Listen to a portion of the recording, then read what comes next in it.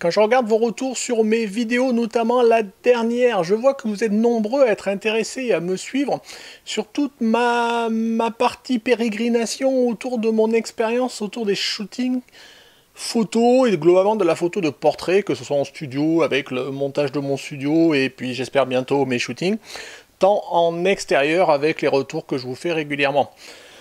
Donc vu que ça vous intéresse et que moi je continue à en faire, écoutez, aujourd'hui vous allez avoir un retour d'expérience de mon dernier shooting, un shooting que j'ai pu faire avec Johanna.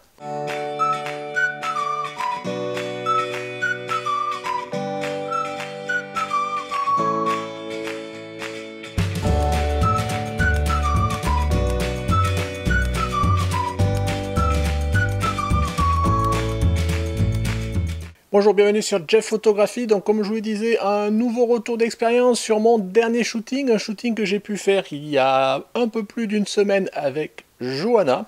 Comme maintenant, je vous l'ai dit, et c'est à peu près la tradition, enfin je sais pas si c'est la tradition, mais c'est ce que je fais à chaque fois maintenant, c'est encore une séance que j'ai pu faire au flash.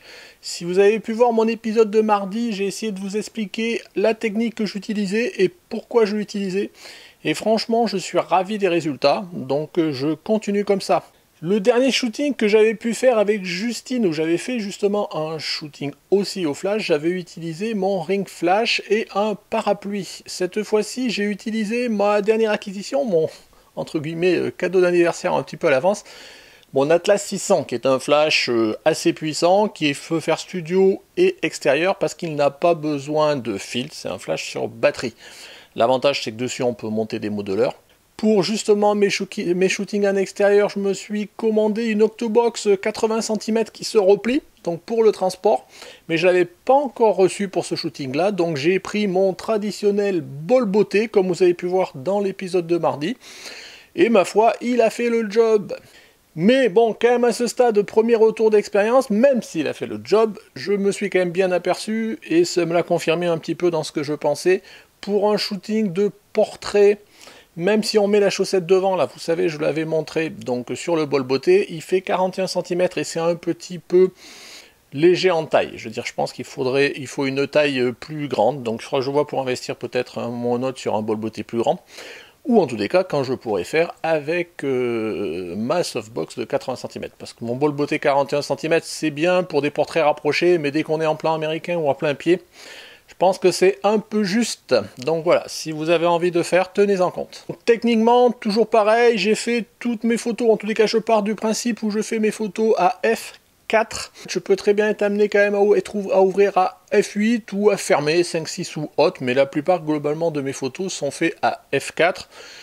Et les temps de pause, en fonction de la technique que j'ai pu vous expliquer mardi dans l'épisode, ça va de 1/30 de seconde jusqu'à un 2 millième, un 3 millième de seconde, suivant comment je veux exposer mon arrière-plan.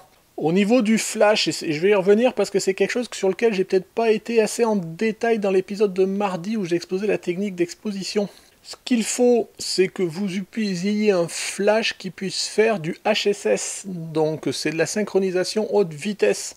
Pourquoi? Parce que quand vous exposez en plein jour, et notamment votre arrière-plan, il est très ensoleillé, vous allez avoir besoin d'avoir une vitesse assez, je ne sais jamais si c'est rapide ou lent, enfin rapide, oui, une vitesse rapide pour votre appareil photo. Et donc si vous commencez à shooter à un 500e de seconde, à 1 millième de seconde, à un 2 millième, 4 millième, voire pourquoi pas un 8 millième de seconde si c'est très ensoleillé, si votre flash il n'est pas HSS, vous ne pourrez pas prendre de photos parce que vous serez limité à la vitesse de synchronisation de votre appareil. Moi je vois sur le 70D, c'est un 250e de seconde.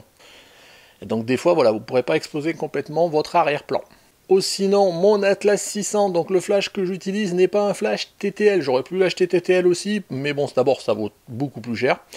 Et de l'autre côté, j'ai pas l'utilité, je préfère être maître du paramétrage de mon flash. Le TTL, c'est bien, mais je pense que quand vous avez une source d'éclairage qui est déportée, c'est un peu plus compliqué. Et puis d'une photo à l'autre, vous n'êtes pas sûr que ça fera la même exposition. Donc moi je préfère tout faire en manuel. Dans tous les cas, même en TTL, vous avez toujours une phase d'apprentissage où il faut régler une sous-exposition, ce genre de choses. Moi je vous l'ai expliqué encore mardi comment je faisais. Je pense que ça se fait très bien, ça passe très bien avec les modèles. Ça ne me fait pas beaucoup perdre de temps en termes d'exposition, enfin en termes de préparation et de réglage. Donc pourquoi changer? Sinon, vous avez été aussi plusieurs à, comme je vous disais dans la logique, vous êtes intéressé à tout ce que je fais par rapport à ce contexte-là, à me dire de pouvoir peut-être revenir pour exposer plus longuement de comment je choisis mes lieux de tournage, comment je trouve mes modèles, comment je gère une séance de pause, de ce genre de choses, quel réglage, quelle composition je choisis, ce genre de choses. C'est vrai que maintenant, je me pose plus trop la question et donc ça vient un peu naturellement. Bon, je commence à avoir un petit peu d'expérience, même si je considère que je suis toujours débutant en shooting de portrait. Mais je pense que dans tous les X vidéos que j'ai pu faire de retour de mes shootings, je vous les ai déjà plus ou moins expliqués, mais je réfléchis à voir peut-être, voilà, dites-moi si vous êtes intéressé à ce que je vous fasse peut-être 1 ou 2 épisodes dédiés pour un peu répéter ou voir des choses que j'aurais peut-être pas encore dit autour de ce contexte-là. Dites-moi-le en commentaire, voilà, si ça vous intéresse.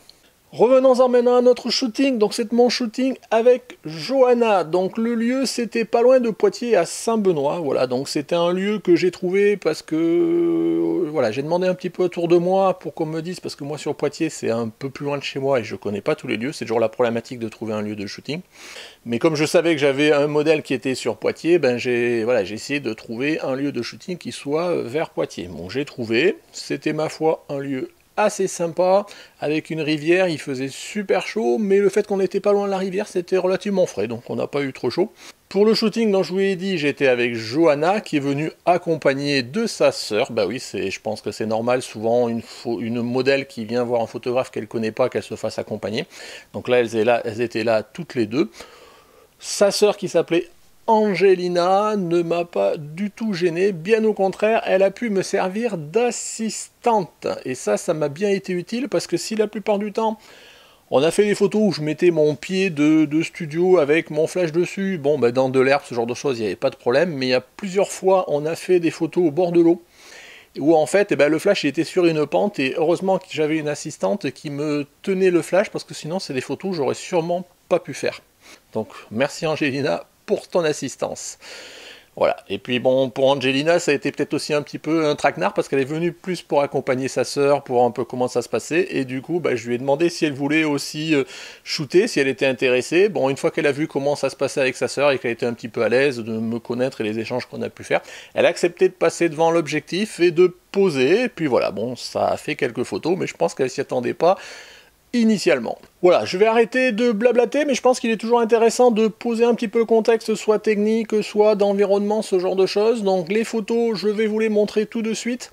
Donc à côté des photos, j'ai essayé de vous mettre les exifs et de commencer à essayer de voir pour vous montrer, noter la puissance du flash. Et vous verrez que ça n'a pas été simple. Je vous laisse découvrir.